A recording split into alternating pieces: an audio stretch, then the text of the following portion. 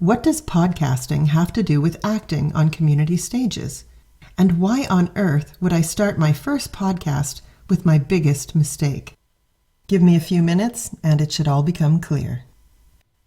You're listening to Acting for Community Theatre, a little show with big ideas, stories, acting tips, and a lot of heart for community theatre artists. I'm Barbra French.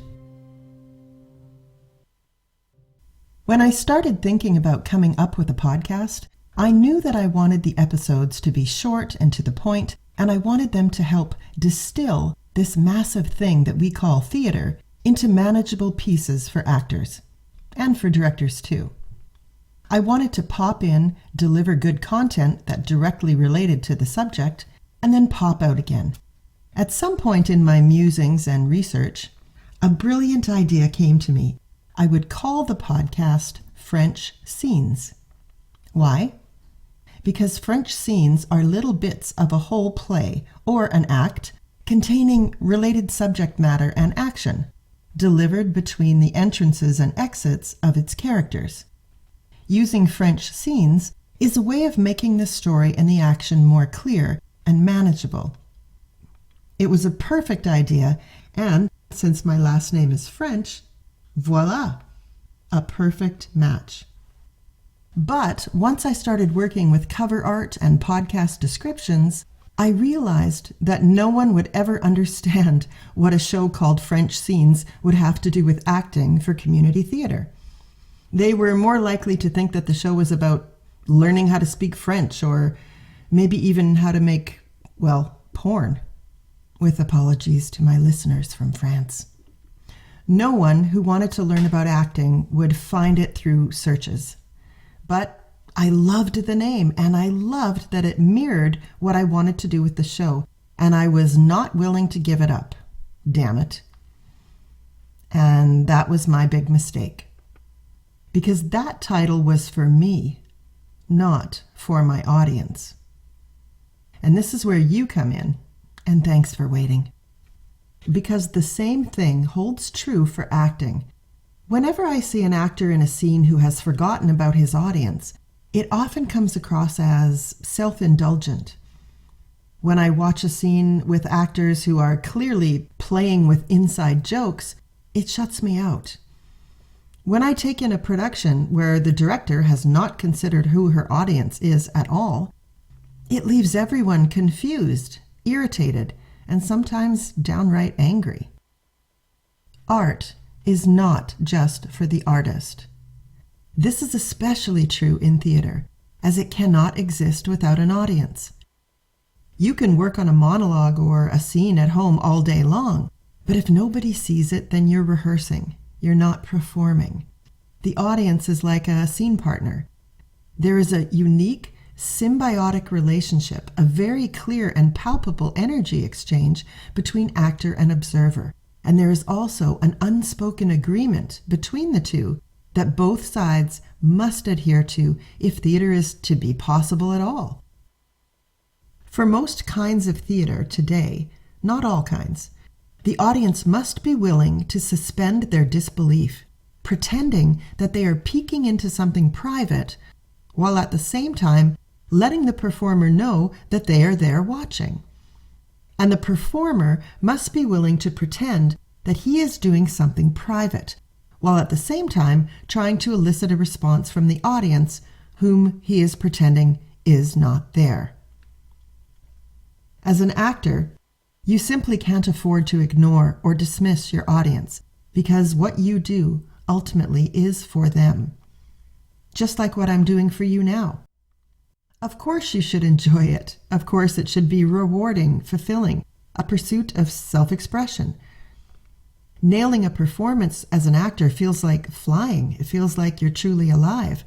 But it only feels that way because you're doing it for an audience.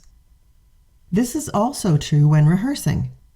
I remember when I was doing my master's degree in directing, I was directing a show with the BFA acting students. And about midway through rehearsals, I gave one of the actors a note. I can't remember what it was. And he basically refused it, saying that he had decided that his character and his character's mother had had an incestuous relationship.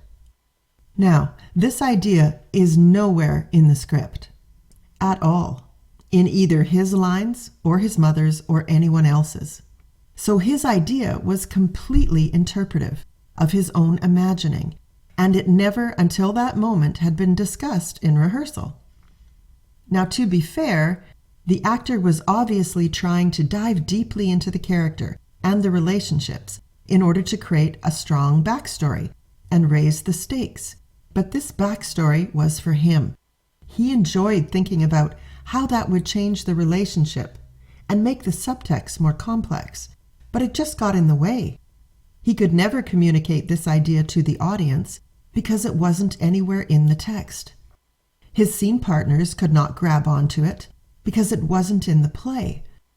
All it actually did was prevent us from exploring other moments that were supported by the script and that didn't follow him and his mother having a sexual relationship.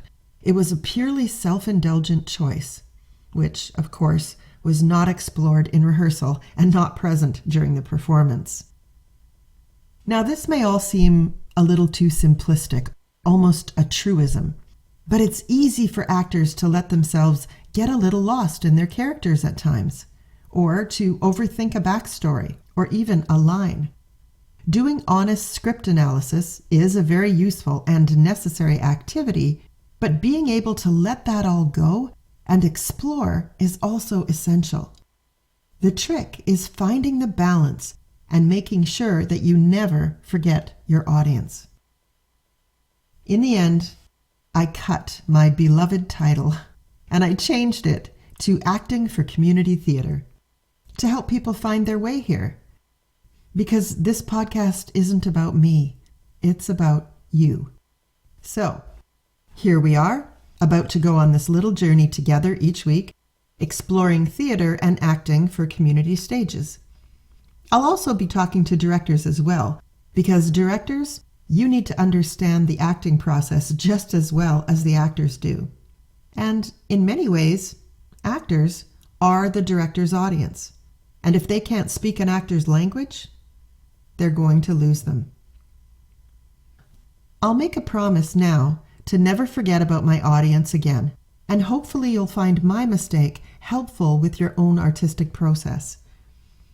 I'll continue to do this every week, providing tips and stories and my thoughts on what makes good acting and good theatre overall. While these little mini podcasts certainly can't replace an actual course on acting or directing, but I do have one in the works, by the way, they will hopefully contain useful information that you can take on board while you're on your own journey towards becoming a better theatre artist. I am very excited to be doing these podcasts, and I hope they will encourage you to keep learning and growing and honing your craft. If you do find them enjoyable or useful, please give it a like, subscribe to it so you don't miss any episodes, write me a review, and share it around. Because that's how we build an audience, and that's who I'm doing this for, after all. So until next week, I'm Barbra French. Thanks for listening. So I'm only Barbra French until next week. Right.